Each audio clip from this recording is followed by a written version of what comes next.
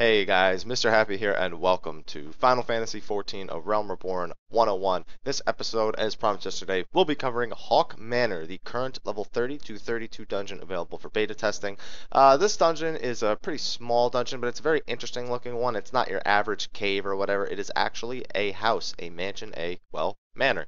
This manor is located in the central shroud. If you were to go up the little wooden plank on the left-hand side, or the west side of the central shroud, you'd come up to an area with about level 30 monsters, and if you followed the path, you'll eventually hit Haukke Manor. As you can see right here, Haukke Manor looks very, very good on the outside, although some of these grass sculptures are a little bit awkward looking. Not sure exactly what they're supposed to be. However, I do like the way that it looks outside the dungeon. It's got this very eerie yet interesting feel. Once you go in, of course, you need your party of four as usual. You'll start the dungeon, and of course, you'll be starting in this little blue circle. Now, what might be a little bit off about this dungeon is that the end of the dungeon is actually right where you start.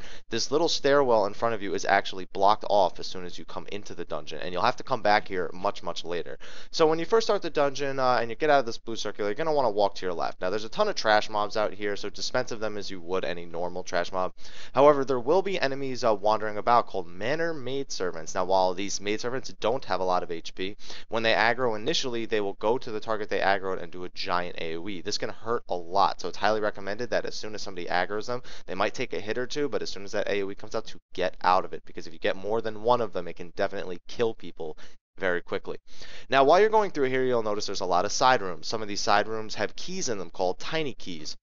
You'll actually need to grab at least one or two of these keys, I believe, to progress on. These tiny keys are used to both open optional doors and mandatory doors. The optional doors usually have some form of treasure on the other side, usually like the usual a coffer, and these have a chance at giving you loot. Otherwise, they can give you just junk like they do most of the time.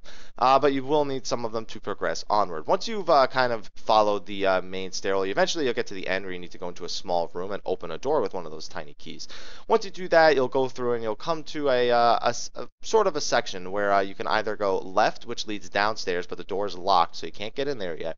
You can go right, which will lead you to the first boss. You can go straight. If you go straight, then there will be just a bunch of treasure chests at the end of there. So if you want extra treasure, keep going straight, kill the monsters in the way, and collect the loot in the coffers. If not, head right to the boss immediately on your right. Now, keep in mind, the whole purpose of your first entry here is to get a green key. You'll get the green key off the first boss, I believe. Now, the first boss is a very simple boss. She's very similar to the Manor Maidservant, and you'll fight her in a giant, very lush-looking room, very luxurious. And she only really has two moves that are to note. She does cast thunder spells and regular fire spells on the main tank. However, she has two other moves. One is that move that the Manor Maidservants do, is a giant AoE that will hurt a lot, so just move out of it, very simple. The other one is she'll target a random member in the party, and she'll cast an ability that resembles Fire 2 on them. It has a different name, but it's essentially the same thing, and it has the same animation, so very easily just move out of it. This is one of the easier bosses in the higher level dungeons, and she will die pretty quickly, so you don't have to worry about too much. Once you've done that and you've gotten her key, go right back out the way that you came, and you'll find that there's a door in front of you, and that door will lead downstairs. Now, don't jump all the way down, because you might die when you hit the bottom, and you're going to aggro a ton of monsters, and that's just not going to be fun for anyone. And but once you're downstairs, you're going to be fighting primarily skeletons. Now, these skeletons are fairly easy. Again, they're just trash mobs. They're nothing too complicated.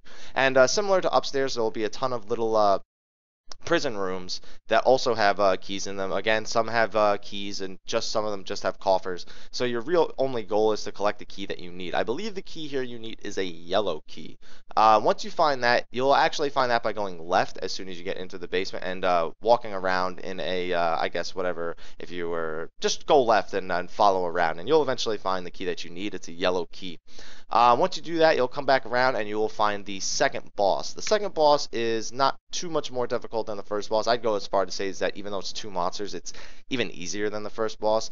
You'll fight an imp and a skeleton. Now, the imp and the skeleton, I would recommend killing the imp first. He doesn't really do too much damage, and he goes down easy, so it's an easy first kill. The skeleton, on the other hand, doesn't do too much, but he does do a giant AoE HP drain. Some of you might know this from Final Fantasy XI. It is essentially the same move, where he steals a bunch of HP from the enemies around him. You'll all be familiar. If you're not, well, it just steals your HP and makes the fight take longer, so move out of it. Anyway, once you've done that, you can go back upstairs. Now you have to walk all the way back upstairs and walk back to the entrance of the dungeon, right where you walked in. Reason for this being is that you'll finally be able to go upstairs now. You'll be able to lower the barrier that's there. You might aggro an Ahriman or a floating eyeball on the way up, and when you get him about to half health, he'll run away. If you aggro him beforehand, just kill him on the other side of the stairs before he runs away. If not, open the gate first and then dispense of him. He'll run away up the stairs and to the left. If you follow him, there are some additional treasure coffers that you can find. However, it's completely optional if you want to go that way because the final boss is right in front of you after all. So the final boss is actually fairly interesting. She's got quite a few mechanics, so you're going to have to pay attention a little bit here. Some more well-versed and well-organized groups might be able to do this without even paying attention to most of the mechanics. But for the sake of new players, I highly recommend that unless your party states to do otherwise, that you just listen to the mechanics right now and just do them as they come. So this fight is, again, very similar to the first boss at first. She has the same two moves. She has the fire move and she has the giant AoE around her. However, she has a few other moves now. At a certain percentage of her HP, she'll summon 4 lamps on the outer edges of the room.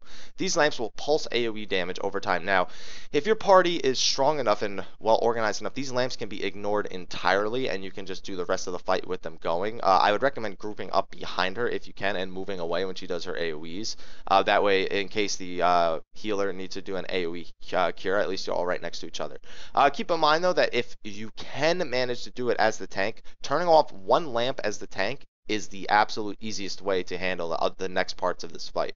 So soon after she starts doing the lamps and people start turning them off, she'll summon bombs. These bombs will explode after about 20 seconds, so they're nothing too hard to deal with. However, the bombs will prioritize targets who have touched lamps, so which means that their initial aggro target will be a person who touched a lamp. So you have to either bring the bomb over to the tank to get him off you, or you can kite him around until he explodes. Now, that's why if a tank is the only person who touches a lamp, they'll go right to the tank, and it'll be pretty easy. But this isn't always easy to do. So just keep that in mind, that the bombs will explode, and that will instantly KO anyone, pretty much.